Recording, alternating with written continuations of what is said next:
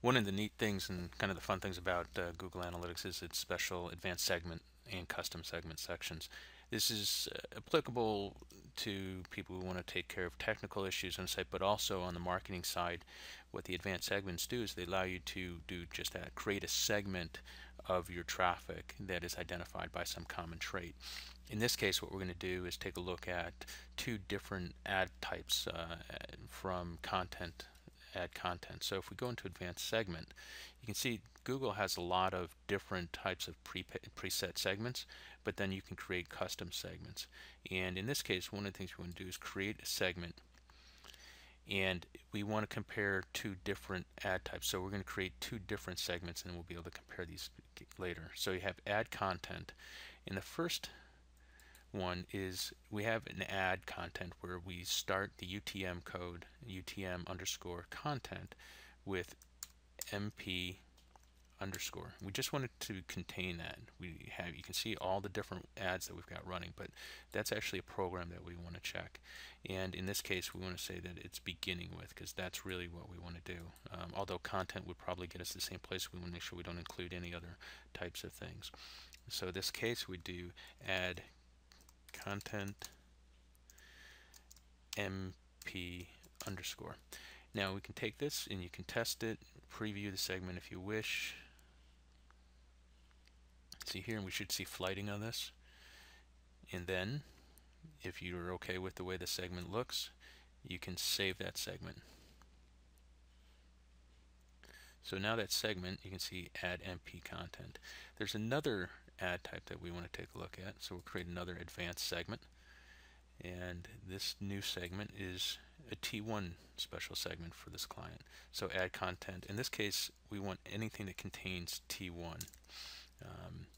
Add content T1. Now, what this will allow us to do once this is created is compare two different types of ad content. And you can see that we have the total site visits, we have the ad content P1 or T1 and MP. So you can see the traffic levels.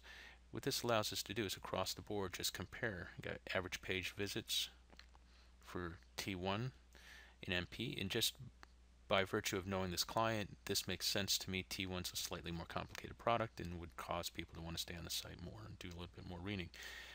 You can see the bounce rates are pretty high here. Again, these are technical things. People are shopping around, so these bounce rates are high, but given what we're doing, we know that this is a competitive set. You can see for the site average, it's a bit lower. So anyway, that's setting up special advanced segments. If you look at your advanced segments section, you can also take out all visits, apply that, and then you can just compare these two. Now where this will come into play is areas like conversion rates, your goals, e-commerce, multi-channel funnels. You can see where these folks are actually going within your goal sets, and we'll cover that in a later segment. But that's how you can set up advanced segments.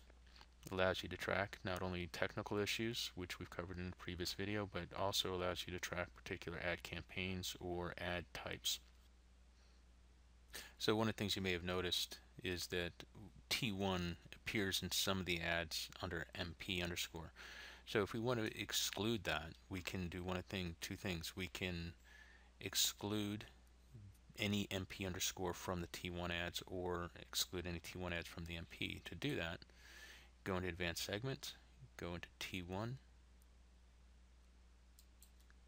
click on edit. So we've wanted to include anything with T1, containing T1, and we wanted the ad content to exclude anything beginning with MP underscore. And you can see here's a T1. So this ad won't be included in this particular segment. It will just be under the MP segment. So you can save that. And in this way, you've created two distinct units with no overlap. And that's how we can make sure that we're tracking two separate ad groups, or two separate ad campaigns.